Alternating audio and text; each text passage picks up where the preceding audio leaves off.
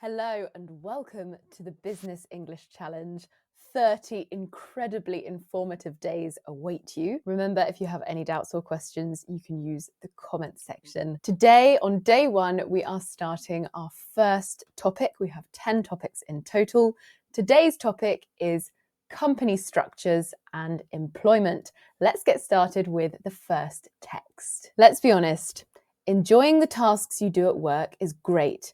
But to really thrive in a job, there need to be some perks as well as internal satisfaction. Paid time off is a huge perk. Most employees in the UK get at least 25 days of holiday per year. And paid parental leave when you or your partner have a baby is another good benefit. It's also important to most people to be paid a good salary.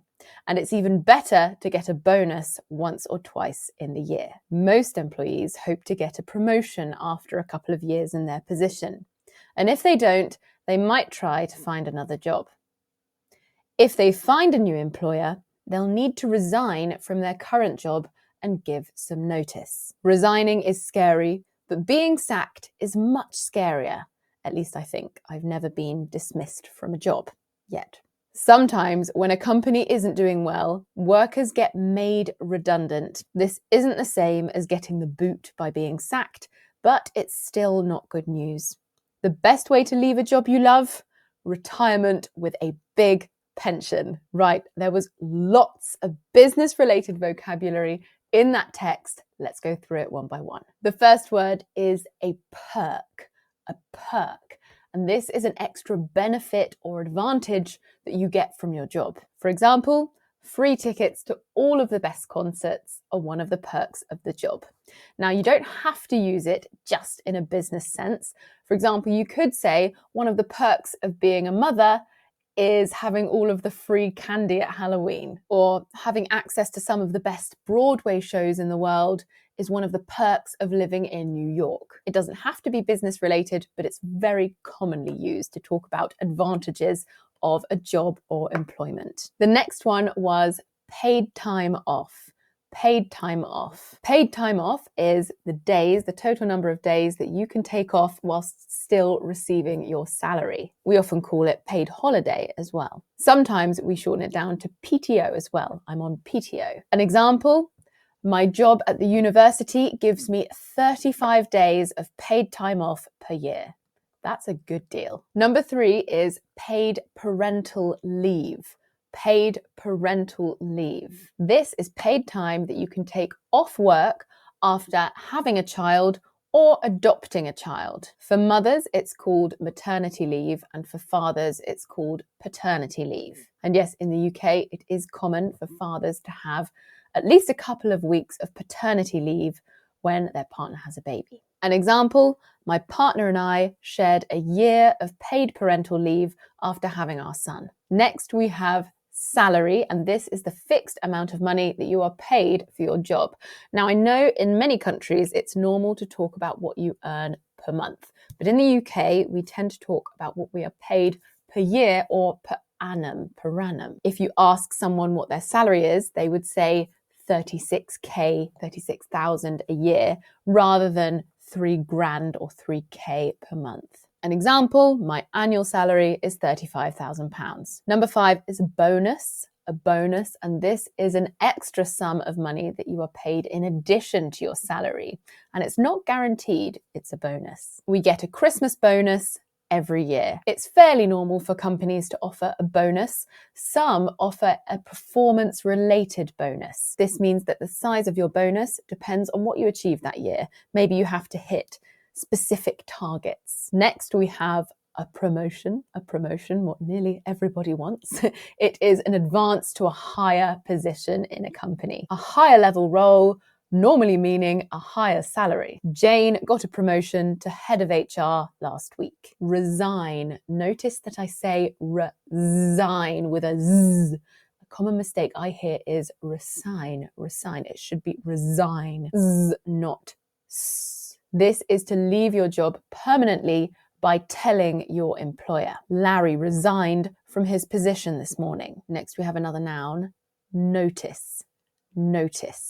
This is a period of time that you still have to work after you resign. Sometimes we call it a notice period. An example, I still have to work my notice. It's a month. Next, we have another verb, to sack. To sack. This is fairly slang, but it's business slang. It means to tell someone that they have to leave their job, normally because they've done something wrong. Tom got sacked from his last job for swearing at a client. If you want a more formal verb for to sack, we have to dismiss.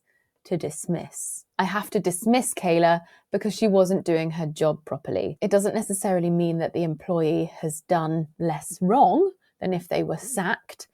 It just means you're trying to talk about it in a more polite way. You're trying to minimize the situation. We had to sack her sounds a lot stronger than we had to dismiss her. Number 11, we have an idiom. It is to be made redundant. To be made redundant. This is different to being sacked or dismissed. To be made redundant means to be told to leave a company because the company no longer needs you, or they can no longer afford to pay you. You haven't done anything wrong.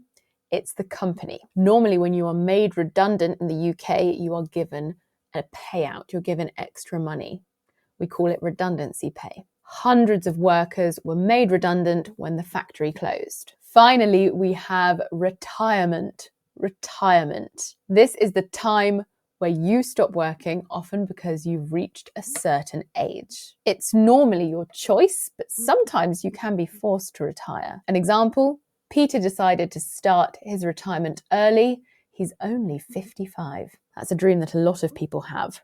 Early retirement. Okay, that was the main vocab. We also have some extra vocab to talk about, which is just as important in my opinion. We have the verb to thrive, which means to be successful and happy. It's a really common verb at the moment. Everyone wants to thrive. We're thriving, we're successful, and we're happy. A person can thrive, or a business can thrive. Susie's ski rental business thrived last year when it was really snowy. I also said to quit, which is a less formal way of saying to resign. Quit my job last night. I'm so happy. Be careful with quit, because to resign makes it sound formal, that you went to your employer, it was a planned thing, you had a conversation. To quit sounds slightly more impulsive, like you decided it in the moment. Maybe your boss did something you didn't like, and you said, I quit, I'm leaving, I don't need this anymore. Next, we have to fire.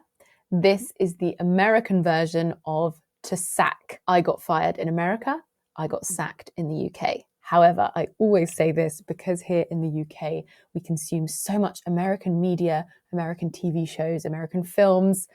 To fire is actually becoming quite common too. She got fired for turning up late 3 days in a row. Finally, we have a slang phrase, to get the boot. To get the boot. And if you think about someone receiving a boot, they're getting kicked out. They're getting told to leave their job. It's very slang. An example is, I can't believe I got the boot for crashing into the boss's car. He should have parked better. Right, that is it from me for the first day of the Business English Challenge. Now you've got some extra reading to do, and you've also got all of your comprehension questions. Let's see if you can retain what you've learnt. I will see you tomorrow for day 2 of company structures and employment. Bye.